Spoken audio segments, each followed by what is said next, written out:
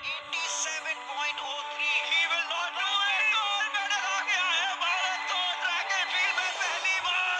नीरज चोपड़ा का नाम याद कर लीजिए, इतिहास बन चुका है टोक्यो 2020 में।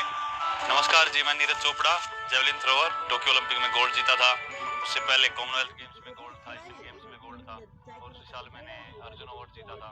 और उस सबसे पहले खंडरा गांव का रहने वाला, अपनी फैमिली का प्यारा और कुछ इम्पॉसिबल करने का सपना देखने वाला नीरज चोपड़ा।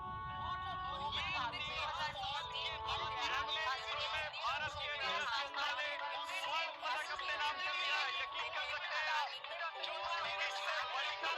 आजाद भारत के इतिहास में और शान नीरज चोपड़ा है इनका नाम।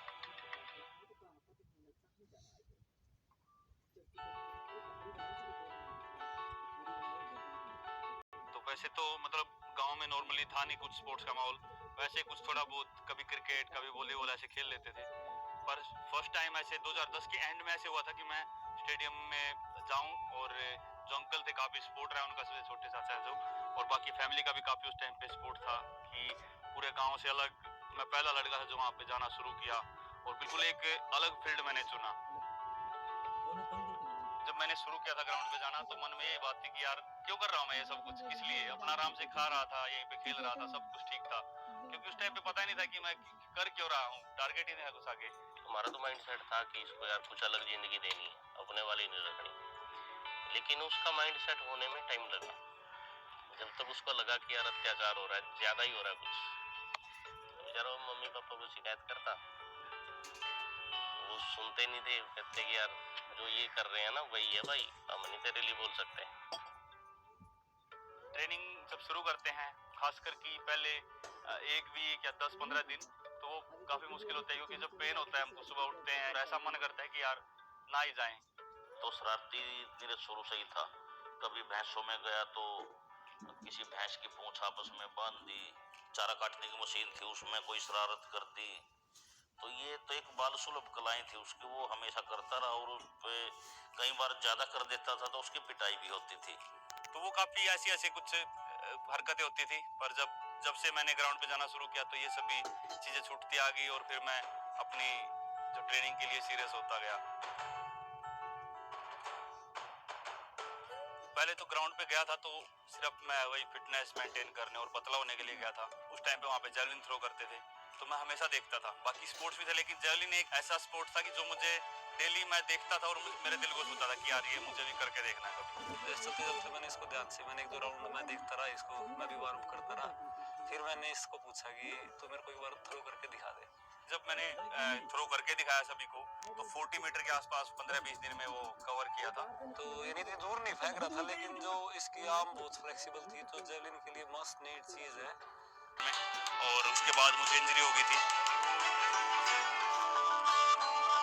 इंजरी जैसे खिलाड़ी है उसके मतलब जीवन में एक ऐसा मोड़ आता है कि उसके बाद उसको पता नहीं होता कि मेरा दोबारा जीवन इम्प्रूव होगा, दोबारा गेम में लौट के आऊंगा या यही मेरा करियर खत्म हो जाएगा। कुछ नहीं खेल पा रहा था और काफी एक नेगेटिव कई बार थॉट आ जाते हैं मन में। तो वहाँ फैमिली का रोल होता है कि उस समय उनका मोरल डाउन ना होने दे। तब हम लोग नीरज से जब भी बात होती थी अक्सर कहते थे कोई बात नहीं यार, ठीक हो जाएगा, ये तो अक्सर लगती रहती है। देखो जी, हमारा तो यही है, जो बच्चे ने जितना लगाव करके रखोगे तो बच्चे का भी लगाव उसमें रहोगा, तो माँ का भी उसमें रहोगा। हम तो ये कम है देख घर बैठा कुछ नहीं है जी, बैर छोड़ कर सब कुछ है, या तो देख माँ ममता छोड़नी पड़ेगी। मैंने मन में ये चीज बैठा ली थी कि ये एथलीट की लाइफ है और एथलीट की लाइफ में ये चीज जुड़ी हुई है।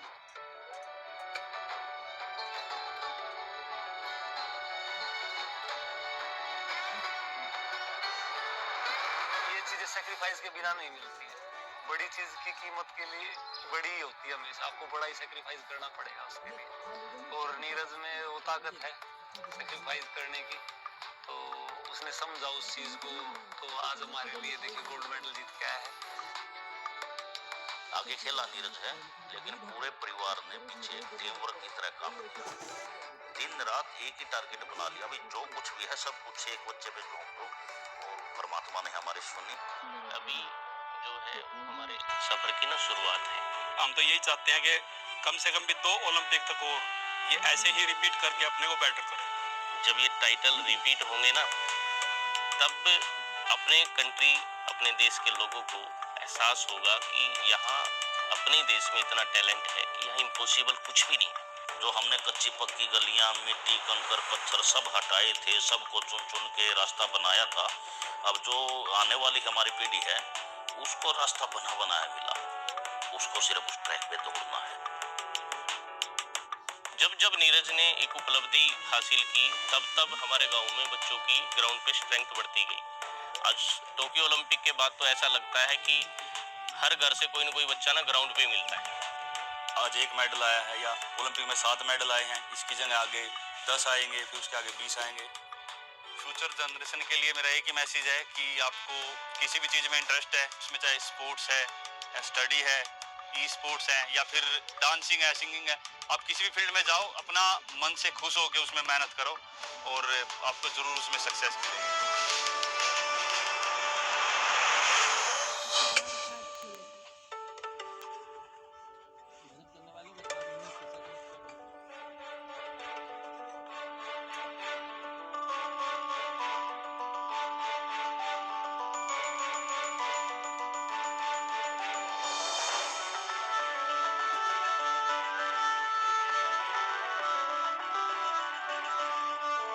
मैंने अपनी लाइफ में एक ही बात सीखी है, हार जीत तो लगी रहती है, हमारे हाथ में सिर्फ मेहनत है।